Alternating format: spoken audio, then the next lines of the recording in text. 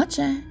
Welcome back to Pottercourt's exclusive audio plays. Today we will be bringing you Harry Potter and the Chamber of Secrets, Chapter 3. Last time in our story, we left off with Professor McGonagall explaining to her class all about the Chamber of Secrets and the monster that lies within. This led our heroes to wonder, who could this mysterious heir be? All eyes seemed to point to the notorious Draco Malfoy. But could it really be him? Let's find out what they can experience in this chapter. Late that night in the library, in a dark nook, Harry, Ron, and Hermione huddle around a book entitled Moste Potente Potions. The spotted pages are littered with disturbing illustrations. Here it is. The Polygist Potion. Probably brewed, the Polygist Potion allows the drinker to transform himself temporarily into the physical form of another. You mean Harry and I drink some of this stuff and we turn into Crabbe and Goyle? Yes. Wicked! Malfoy will tell us anything. Exactly. But it's tricky. I've never seen a more complicated potion. Lacewing flies, leeches, fluxweed, and of course we'll need a bit of whoever you're going to change into. Hold on now, I'm drinking nothing with Crabbe's toenails in it. How long will it take to make? A month. A month? But Hermione, if Malfoy is the heir of Slytherin, he could attack half the Muggle bones in the school by then. You didn't have to tell me that. The next day, we join the Quidditch match in mid-game. The crowd roars, watching as Slytherin chasers, bent low over their new brooms, jet past the overmatched Gryffindors. Galloping Gorgons! Slytherin's flying like they got dragon fire in their brooms.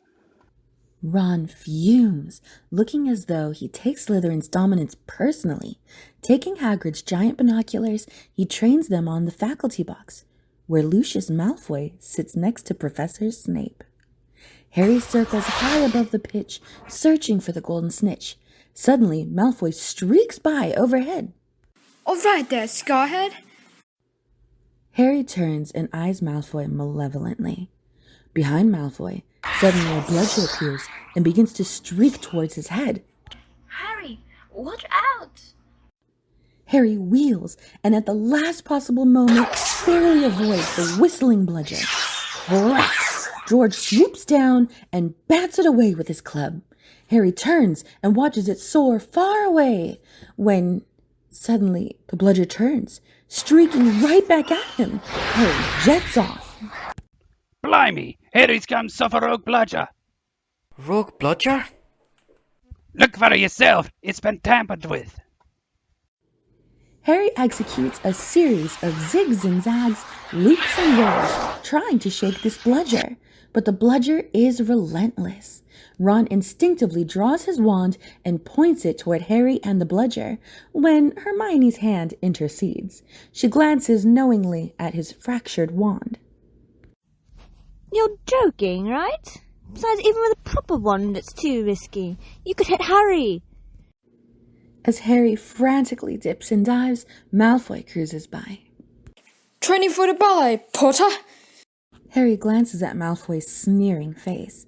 Buzzing inches above Malfoy's left ear is the golden snitch. Harry charges, and Malfoy gulps, swinging clear of him and watches Harry rocket past him. As Harry chases the plummeting snitch, Malfoy follows in hot pursuit. They race downward, trailing after the hissing snitch, deep into the trench circling the pitch. Shoulder to shoulder, they race madly, dodging and diving through the wooden support beams that crisscross their path. Directly behind them, the bludger follows, shattering the beams as it chases Harry. Malfoy kicks Harry, forcing him to the edge of the trench. Harry brushes the wall, battling for control. Malfoy turns, laughing, then looks back and finds himself heading smack into a wooden beam. Panicked, he tries to pull up, but too late. The broom meets the beam and Malfoy spirals out of the trench and boom, flat on his back in the middle of the pitch. Harry continues on, closing in on the snitch, fingertips only inches from catching it, when suddenly the rogue bludger smashes into Harry's arm. Harry cries out and steadies himself with a brilliant acrobatic move, snatching the snitch out of the air with his good hands. Unable to control his broom now with his shattered arm, he hits the pitch with a sickening thud. Wincing, Harry rolls onto his shoulders and squints up. A black dot, growing rapidly larger, is plummeting from the sky directly toward him. The rogue bludger, suddenly in pursuit again. Instantly, Harry spins away, grimacing in agony as the bludger hits the ground like a sledgehammer, violently tattooing the pitch again and again, only inches from him. Calmly, Hermione strides forth and points her wand. Finite incantatum! The bludger hangs briefly in the air, slowly ceases spinning, then drops heavily to the pitch. Harry exhales, relieved, only to recall the searing pain in his arm. As concerned faces swim above him, one particular face pushes through the others. Not to worry, Harry. I will fix that arm of yours straight away. No, not you. The poor boy doesn't know what he's saying. All right, now this won't hurt a bit. Lockhart twirls his wand, and Harry braces himself, closing his eyes, and nothing. He blinks and looks around. He looks up at the faces of Ron, Hermione, and Hagrid, but they look horror-stricken. Yes, well, that can sometimes happen. But the point is, well, you can no longer feel any pain, and very clearly, the bones are no longer broken. Broken? He doesn't have any bones at all. Harry looks down with concern, and his poor arm suddenly looks like a sad, empty rubber glove. Over in the hospital wing, a dazed Malfoy moans on his bed, surrounded by Crabbe and Goyle. Ron looks over, smirking at him, then looks back while Hermione watches Madame Pomfrey pour out a steaming beakerful of liquid from a bottle of Skelligro. A group of Gryffindors, including some of his teammates, stand around Harry's bed. You should have been brought straight to me. I can mend the bones in a heartbeat. But growing the back? You will be able to, won't you? I'll be able to, certainly. But it will be painful. You're in for a rough night, Potter. Regrowing bone is nasty business. Harry takes the steaming cup and drinks, grimacing. Well, what do you expect? Pumpkin juice? Flash! Harry blinks around and sees Colin Creevey standing at the end of his bed. That was brilliant today, Harry. Brilliant. Out, all of you. This boy's got 33 bones to regrow. Late that night, Harry fidgets in the darkness, half asleep. Then his eyelids flutter slowly open. Sleepily, he looks at the shadows that cling to the ceiling, to the latticework of moonlight that burns softly on the walls around him. He senses something, a presence, when suddenly a 5-bandaged finger hand begins to sponge his forehead. Harry bolts upright and finds Dobby. Harry Potter came back to school. Dobby warned him. Harry Potter should have listened to Dobby. Harry Potter should have gone back home when he missed the train. It was you. You stopped the barrier from letting Ron and me through. Indeed, yes, sir. Dobby hid in woods for Harry Potter and sealed the gateway. You nearly got Ron and me expelled. At least he would be away from here. Harry Potter must go home. Dobby thought his bludger would be enough to make Harry Potter see. Your bludger? You made that bludger chase after me? Dobby feels most aggrieved, sir. Dobby had to iron his hands. You better clear off before my bones come back, Dobby, or I might strangle you. Dobby is used to death threats, sir. Dobby gets them 5 times a day at home. I don't suppose you could tell me why you're trying to kill me? Not kill you, sir. Never kill you.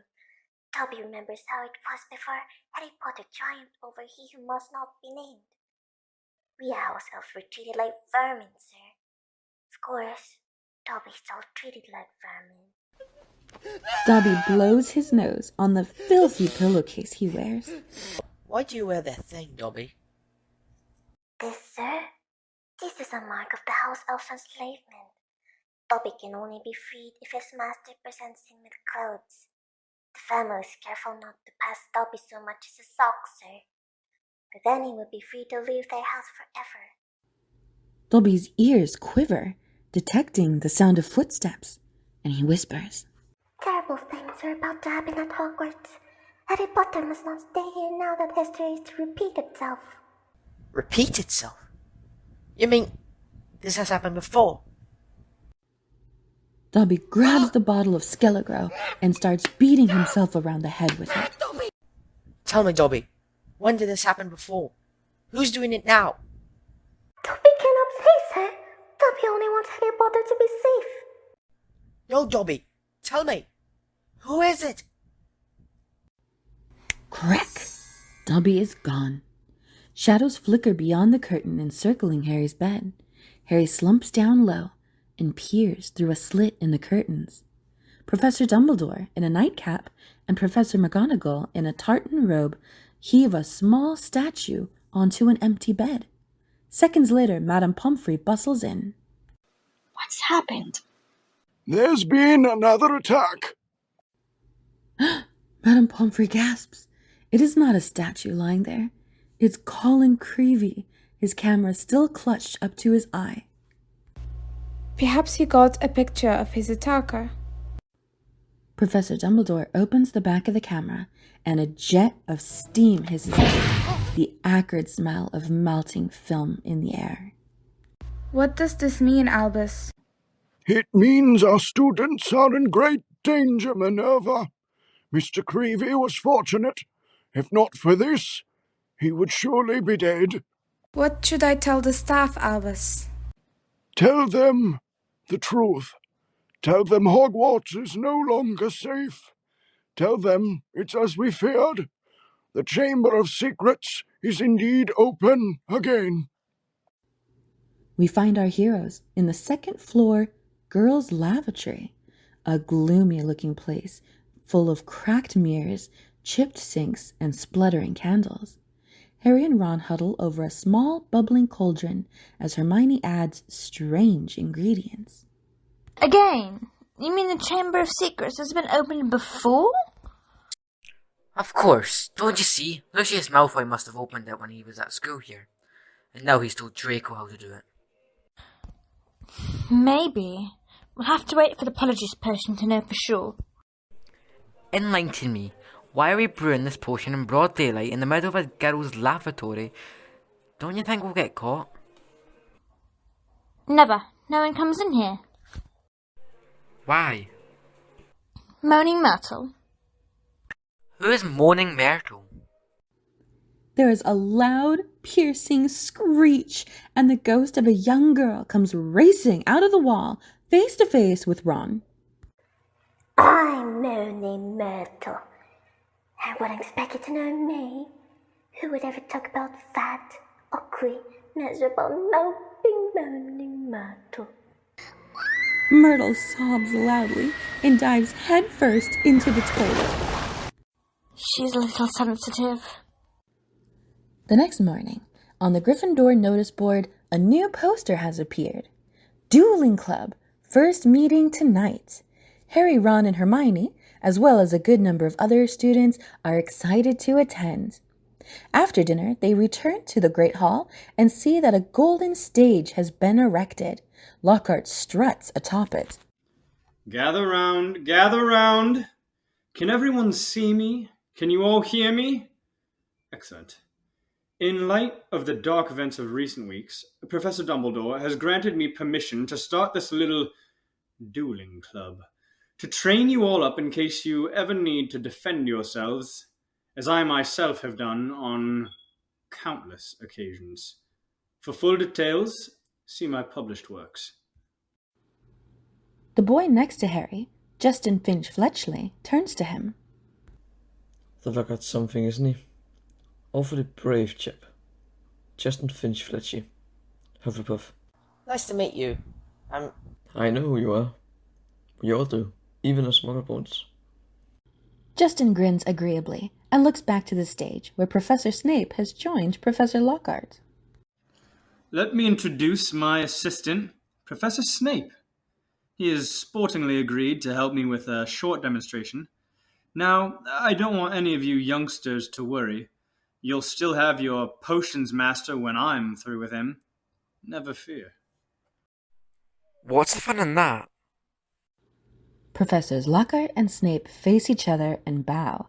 They turn, walk 10 paces, then spin, wands poised like swords.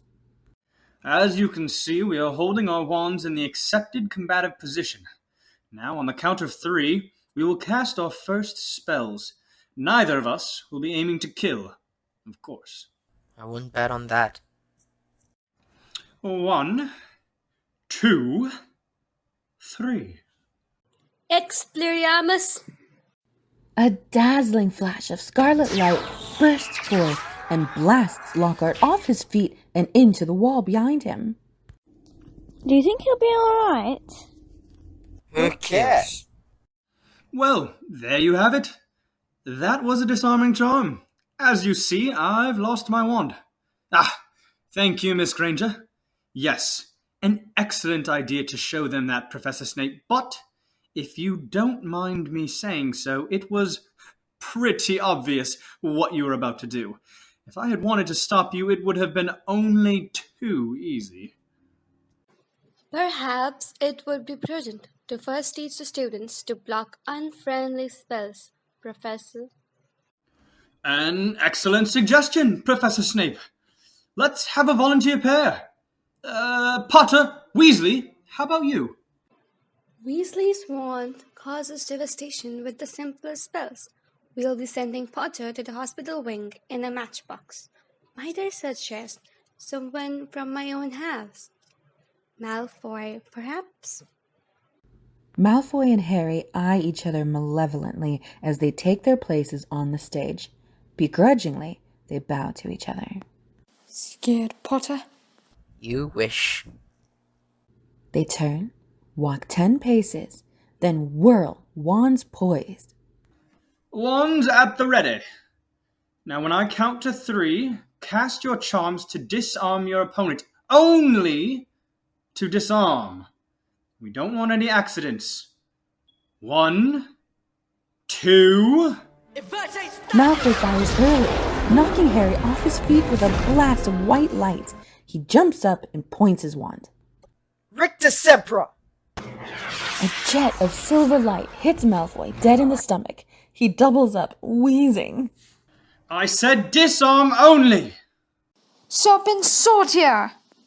To Harry's horror, the tip of Malfoy's wand explodes and a long, black snake slithers out. Snape smiles with amusement. Don't move, Potter. I'll get rid of it for you. Allow me, Professor Snape.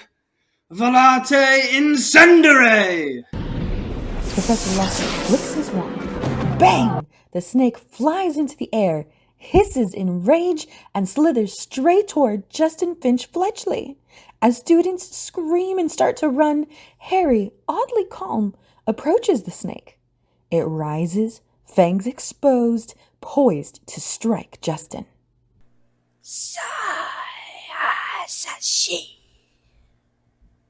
The snake looks into Harry's eyes, then turns back for Justin.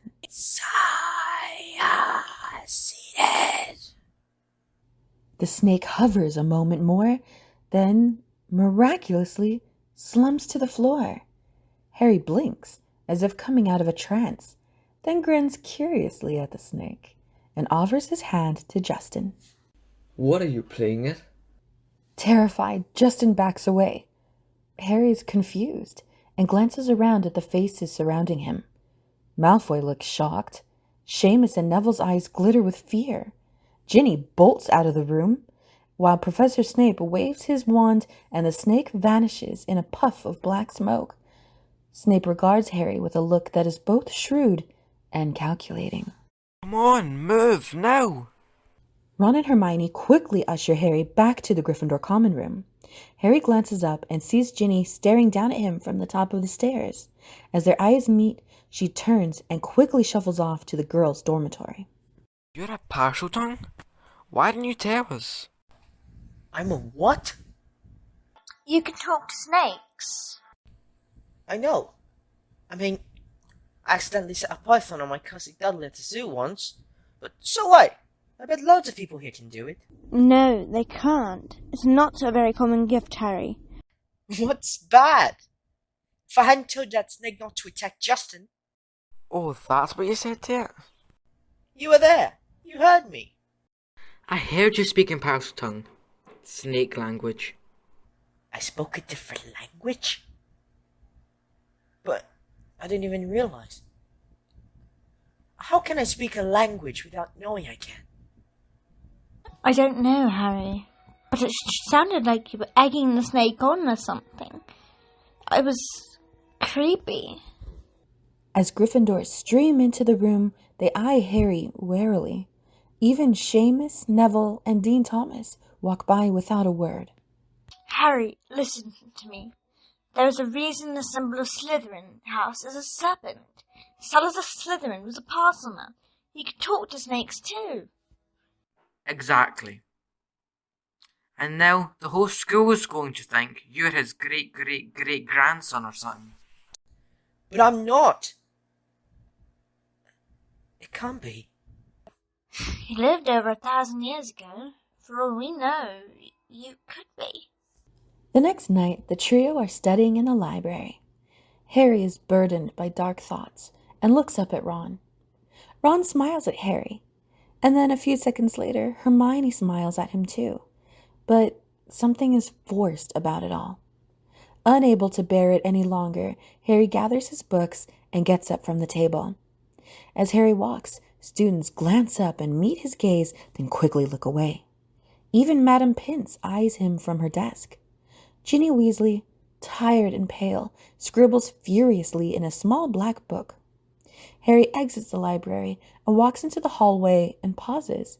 From inside a room, the voices of a group of Hufflepuffs can be heard. So anyway, I told Justin to hide up in our dormitory. I mean to say, if Potter marked him down as his next victim, it's best he keep a low profile for a while. But why would he want to attack Justin? Justin let it slip to Potter that he was a Muggle-born. And you definitely think Potter is the heir of Slytherin? Hannah, he's a parcel tongue. Everyone knows that's a mark of a dark wizard. Have you ever heard of a decent one who could talk to snakes? They called Slytherin himself Serpent Tongue. Remember when we written on the wall, enemies of the hair, beware. Potter had some sort of run-in with Filch. Next thing we know, Filch's cat's been attacked. That first year, Creevy has been annoying Potter. Then Creevy's attacked. He always seems so nice, though.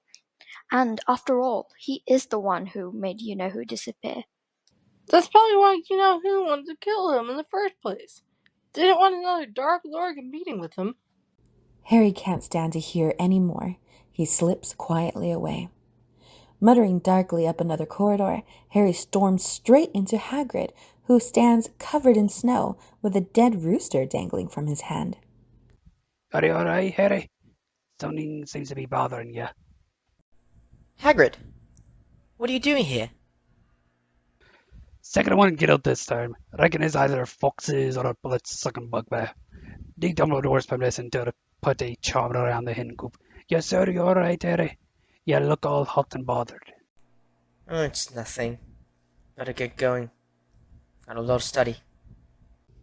Harry turns a corner and heads up another corridor.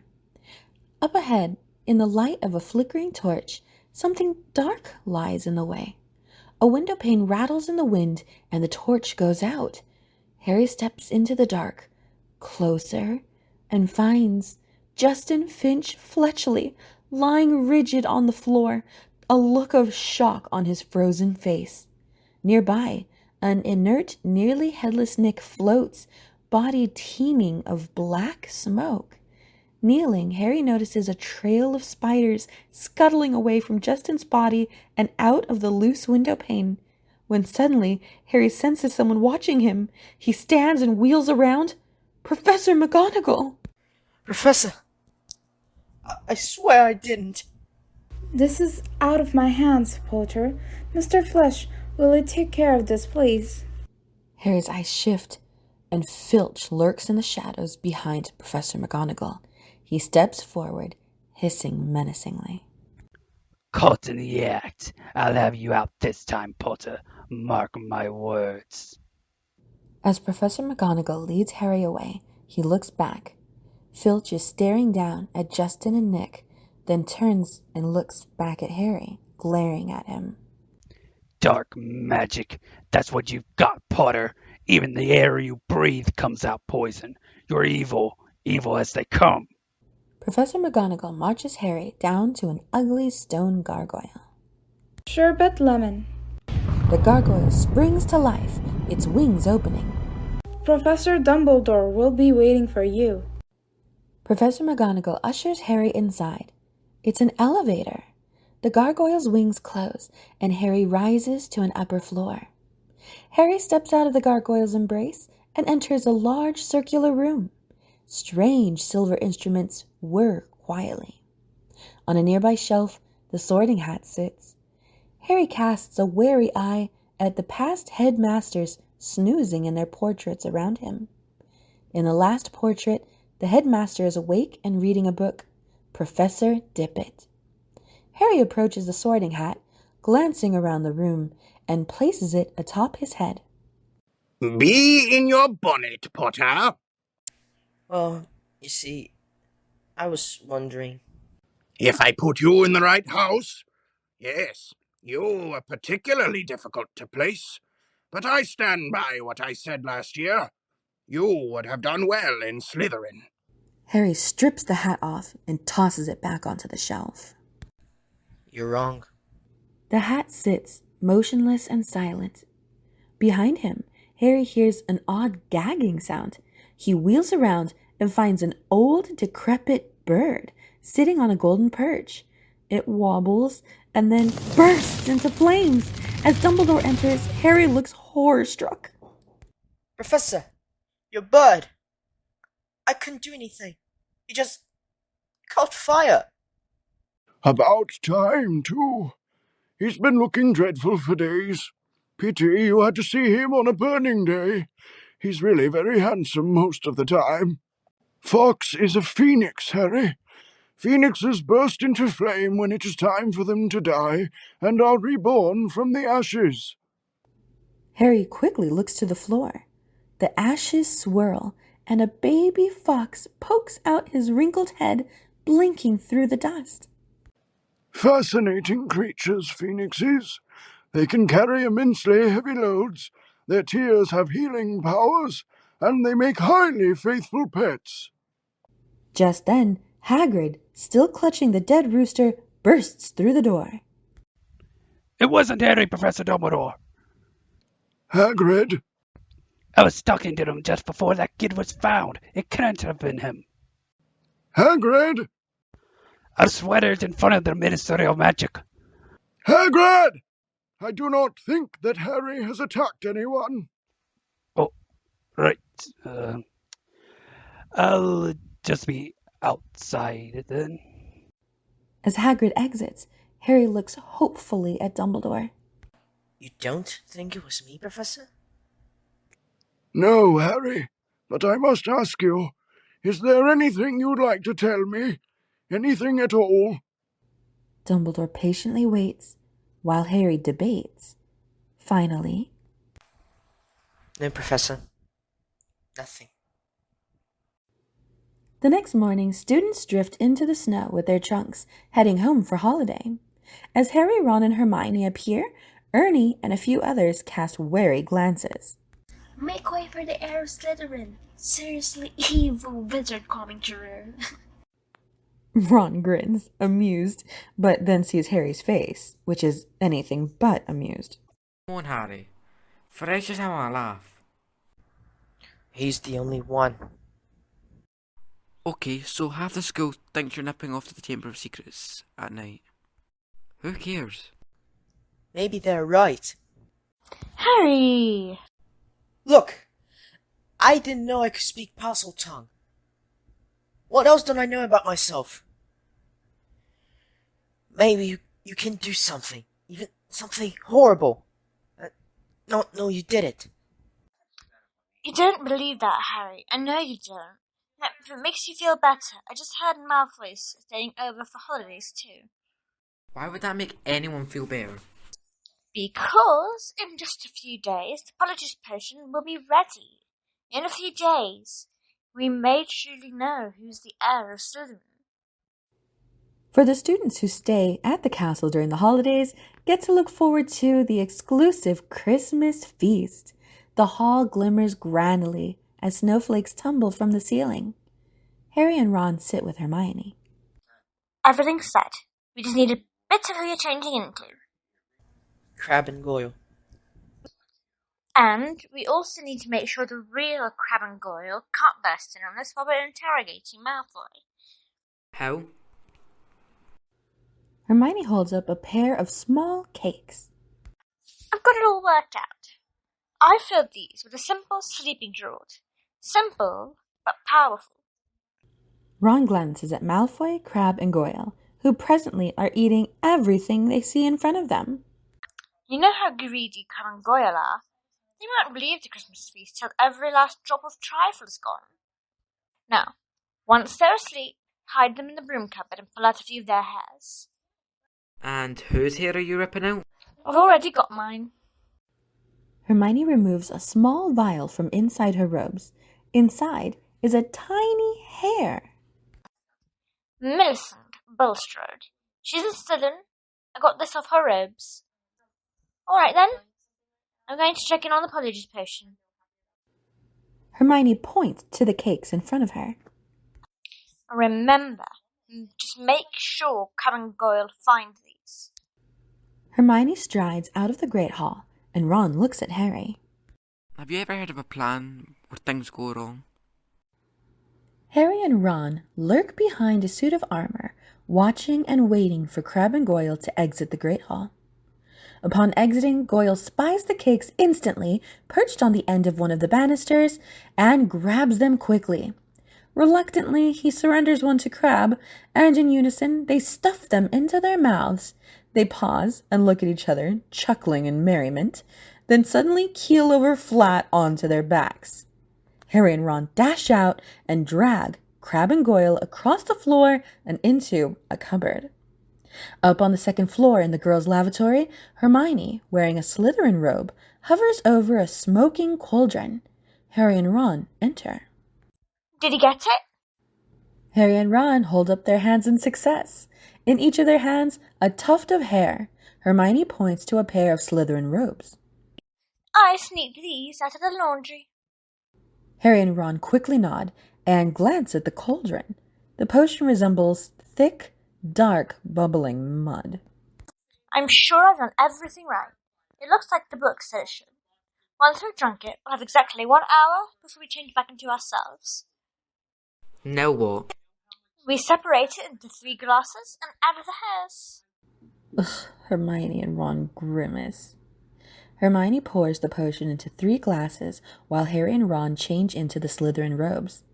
All 3 raise their glasses and drop the hairs into each glass. The potion turns shades of yellow, brown, and khaki. Essence of crab. They nod to each other, brace themselves, and drink. Ron swallows grimly and doubles over. I think I'm going to be sick. Ron runs into the nearest stall. Harry looks sick and steps up to a cracked mirror. Hermione pauses, looks worried. Something's wrong. Ron, in his stall, bends over the toilet and watches his reflection morph into Crabbe. In the cracked mirror, Harry watches his face contort into the thick features of Goyle. Hermione looks down at her arm. Patches of fur begin to spread all over her wrist and hand. Terrified, she runs into a stall near her. Ron emerges from his stall, a dead ringer for Crabbe. Harry? Ron? Bloody hell. We still sound like ourselves. You need to sound more like Crab. Bloody hell. Lower. Bloody hell. Less intelligent. Bloody hell. Excellent. Hey, where's Hermione? I don't think I'm going. You go on without me. Hermione, are you okay? Just go. You're wasting time. Harry and Ron hurry down the staircase. Don't swing your arms like that. Crab holds them sort of stiff. Harry attempts to be a bit more Neanderthal. Yeah, that's better. Harry and Ron move quickly down to a dungeon corridor when footsteps sound around a corner. Seconds later, Percy appears at the end of the corridor. What are you doing here? Percy squints, confused by Ron's voice. Harry elbows Ron, who clears his throat and speaks in a lower voice. What are you doing here? I happen to be a prefect. You, on the other hand, have no business wandering the corridors at night. It's not safe these days. Harry and Ron nod, afraid to speak. Percy squints again. What are your names again? Crab, Goyle, where have you two been? Been out in the Great Hall this time? Draco is striding toward them and glances witheringly at Percy. And what were you doing down here, Weasley? Mind your attitude, Malfoy. You might want to show a little bit more respect to a school prefect. Come on, boys. Weasley thinks he's going to catch Slytherin's ass single-handed. Percy steams. Draco sneers at him and walks off with Harry and Ron, leading them into the Slytherin common room. Harry and Ron glance around warily. Listen to this. Draco grabs the Daily Prophet and reads the front page. Arthur Weasley, head of the Misuse Muggle Artifacts Office, was to be fined 50 gallons for bewitching a Muggle car. Weasley has brought the ministry into disrepute, said Lucius Malfoy, the governor of Hogwarts. He's clearly unfit to draw up our laws, and his ridiculous Muggle Protection Act should be scrapped immediately. Grinning, Malfoy glances over the paper at Harry and Ron. Arthur Weasley loves Muggles so much, he should snap his wand in half and go join them. You never know the Weasleys were purebloods, the way they behave. Embarrassment in the wizarding world. All of them. Ron growls. Harry elbows him. Draco just looks at him surprised. What's up with you, Crab? Just stomachache. Well, go to the hospital wing and give all those muggles a kick in the arse for me. You know, I'm surprised the Daily Prophet hasn't reported all these attacks yet. Suppose Dumbledore's trying to hush it all up. He'll be sucked into this up soon. Father always said that Dumbledore was the worst thing that's ever happened to this place. You're wrong. What? Did you say that I was wrong? You think there's someone here who's worse than Dumbledore? Ron stiffens, worried. Harry, thinking quickly, says, Harry Potter. Good one, Goyle. You're absolutely right. Saint Potter. He's another one with no proper wizard feeling, or he wouldn't go around with a Mudbrook Granger. And people actually think he's the heir of Slytherin. Harry and Ron exchange a relieved glance. Harry leans closer to Draco. Then you must have some idea who's behind it all. You know I haven't, Goyle. How many times do I have to tell you? My father did say this much. It's been 50 years since the chamber was opened. He wouldn't tell me who opened it. Only that they were expelled. But I know this. The last time the Chamber of Secrets was opened, a Mudbrook died. So it's only a matter of time before one of them's killed this time. As for me, I hope it's Granger. As Malfoy grins, Ron's fist rises when Harry stops him. Hey, what's the matter with you two? You're acting very odd. No! Harry turns and sees Ron staring wide-eyed. Harry's scar is beginning to surface beneath the skin of Goyle's thick forehead, and Crabbe's hair is turning red. They both jump to their feet, dashing out of the Slytherin common room. Hey, where are you going? Harry and Ron race desperately toward the stairs. The broom closet opens nearby, and a woozy Crab and Goyle stagger out. They freeze in confusion and watch themselves run up the staircase. Harry and Ron sprint along the second-floor corridor toward the girls' lavatory, their bodies metamorphosing, until finally, as they hit the door and run through, they are fully themselves once more. Phew, that was close. Hermione, come out. We've got loads to tell you. Go away. Harry and Ron exchange a puzzled glance. Moaning Myrtle swoops up to them, looking disturbingly happy. Ooh, wait till you see. It's awful. The stall's lock slides back, the door slowly opening. Do you remember me telling you the Polyjuice Potion was only meant for human transformations? Even in shadow, they can see. Hermione's face is covered in fur, her eyes yellow, and pointed ears poke through her hair. It was cat hair I plucked off Millicent Bulstra's robes. Look at my face. Look at your tail. And that concludes Chapter 3 of our audio play of Harry Potter and the Chamber of Secrets. I would like to personally thank our amazing cast and crew who came together to make this a reality. From your amazing voices to your incredible artwork, and our very talented behind-the-scenes crew who work tirelessly on the edits to bring all of this together. I cannot do it without you, and I thank you for all of the time and effort you have all put in. If you're interested in joining us for our upcoming audio play projects, we would love to have you. Just keep an eye out in our event announcement channel for upcoming auditions for Chapter 4. Thank you very much for joining us today. We hope you enjoyed it. And from all of us here at Pottercord, have a magical day.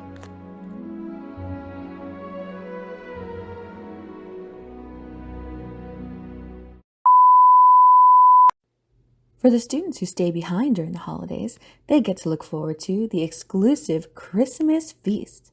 The hall glimmers son of a As Harry and Ron race toward the stairs, the broom closet bursts open and a woozy Crab and Goyle stagger out. They freeze, watching themselves run up the staircase. Up on the second-floor corridor, Harry and Ron sprint toward the desecrated wall, their bodies metamorphosing. Metamorphosing. What the hell is this word? You know I haven't, Goyle. How many times do I have to tell you? My father did say this much. It's been 50 years since the chamber was opened. He wouldn't tell me who opened it, only that they were expelled. But I know this. The last time the Chamber of Secrets... Gather round, gather round. Can everyone see me? Can you all hear me? Excellent. Can you all hear...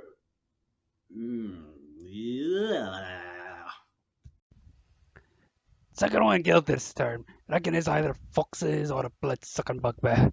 Big Dumbledore's been missing to put a charm around the coop. Yeah, no. It should have been perfectly. Oh gosh. Out, all of you. This boy got. Y'all get in the chancla.